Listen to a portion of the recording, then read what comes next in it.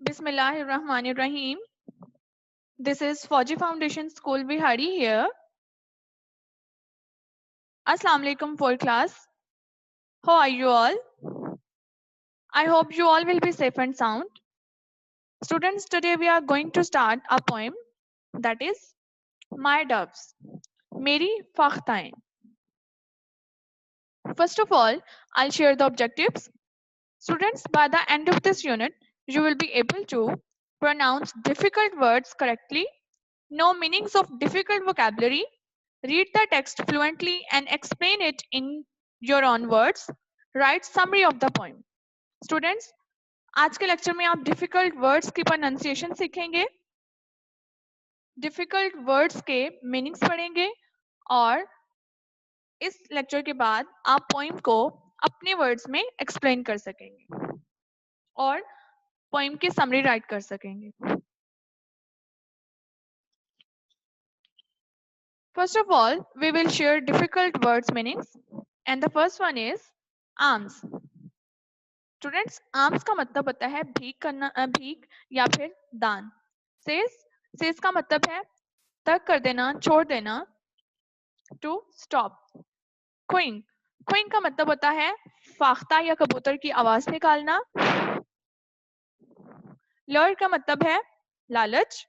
स्ट्रू का मतलब है फैलाना. अप्रोर का मतलब है हंगामा या शोरगुल. Okay, students, tell the name of your favorite bird. Why do you like it? Where do birds live? Students, you know that the birds live in nests. Okay, where do birds make their nests? परिंदे अपने यानी कि nest यानी कि उनके जो घोंसले होते हैं वो कहाँ बनाते हैं? Do birds have some enemies? क्या बर्ड्स के कोई दुश्मन होते हैं? How do their enemies harm them? तो उनके जो enemies होते हैं वो किस तरह से उनको नुकसान पहुंचाते हैं? How do different birds protect themselves? और स्टूडेंट्स, डिफरेंट बर्ड्स जो होते हैं वो अपनी आप की हिफाजत कैसे करते हैं, अपनी हिफाजत कैसे करते हैं वो. ओके स्टूडेंट्स, ये प्री असेसमेंट के कुछ क्वेश्चंस हैं, ये आपने सॉल्व करने हैं. ओके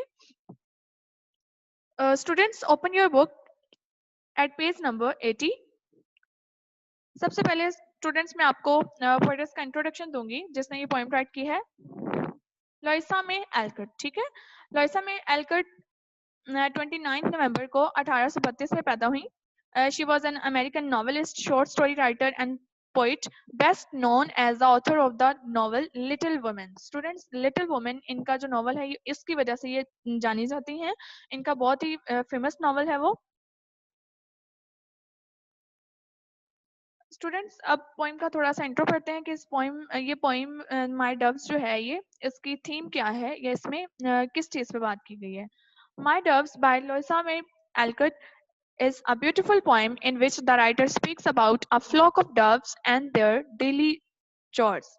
Students, My Doves जो poem है इसमें poetess बयान करती है कि फ्लॉक ऑफ डव्स यानी कि फाख्ताओं का एक झुंड यानी कि फाख्ताओं का ग्रो जो आता है वो डेली वो क्या करता है, उनके डेली के काम क्या हैं. ठीक है, उनके डेली कोर्स क्या हैं, daily chores.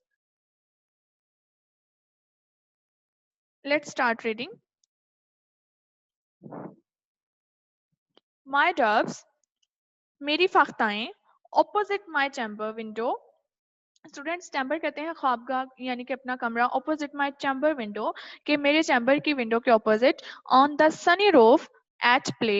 On the sunny roof यानी कि वो छत जिसपे धूप है. High above the city's uproar, शहर के शोरगुल से दूर.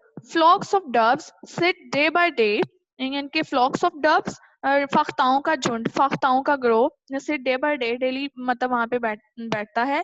Shining necks and snowy feathers, जिनकी गर्दनें शाइनिंग वाली हैं यानी कि चमकीली गर्दनें हैं. एंड स्नोई फिदर्स, और स्नोई फिदर्स स्टूडेंट्स यहाँ पे ये उसको कंपेयर किया है कि स्नोई फिदर्स यानी कि बर्फ की तरह से सफेद, कि उनके जो पर हैं वो बर्फ की तरह सफेद हैं.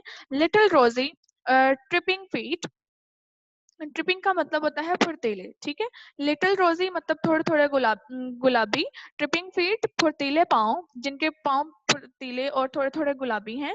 Twinkling eyes and fluttering wings, twinkling का मतलब होता है चमकती हुई चमकते हुए, ठीक है, ट्विंकलिंग आइज चमकती हुई आंखें, एंड फ्लटरिंग विंग्स और फड़फड़ाते हुए पर, कोइंग वॉइसेस लो एंड स्वीट, यानी कि कूकों की आवाजें, उनकी आवाज आपको पता है ना स्टूडेंट्स, फाख्ता उनकी आवाज कैसी होती है, कू कू की तरह, यानी कि वो बोलती हैं, लो एंड स्वीट, उनकी वॉइस कभी मतलब स्लो और बहुत ही मीठी होती है।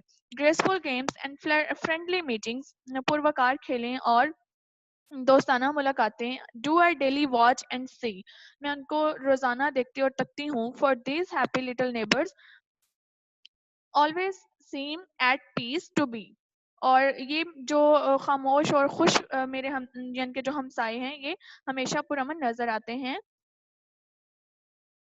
On my window ledge to lure them crumbs of bread I often strew. Student strew का मतलब जैसा कि हमने पढ़ा फैलाना या डालना, तो परचेस करिए कि मैं अपने विंडो के किनारे में इनको लालच देने के लिए रोजाना रोटी के छोटे टुकड़े डालती हूँ, and behind the curtain hiding watch them flutter to and fro, और अपने कमरे में विंडो के पर्दे के पीछे, यानी कर्टन कहते हैं पर्दे को, पर्दे के पीछे खड़ी होकर मैं इनको छुप के देखती हूँ और इनकी हरकत देखती हूँ, ठीक है, watch them flutter to and fro, इनको हरकत करते हुए देखती हूँ।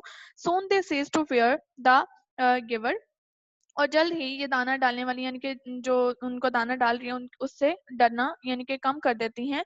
क्विक आर, सीज का मतलब स्टूडेंट्स वैसे होता है रुक जाना, स्टॉप, इसका मतलब है स्टॉप, यानी कि वो इससे डरना छोड़ देती हैं। Quick are they to feel my love, और जल्द ही वो मेरी मेहरबानी को समझ जाती हैं। And my arms are freely taken, और आर्म्स जैसा कि हमने मतलब पढ़ा था इसका कि खैरात भी या दान, यानी जो भी मैं उनको प्यार के तौर पे यानी कि खिला रही हूँ, या जो भी मैं उनको दे रही हूँ खाने के लिए, जो भीख दे रही हूँ, तो वो यानी कि मेरी जो मेहरबानी है उसको बहुत जल्दी वो कबूल कर लेती हैं। बाय द शाइस्ट लिटिल डव, यानी कि इवन के जो सबसे शर्मीली फाख्ता है वो भी।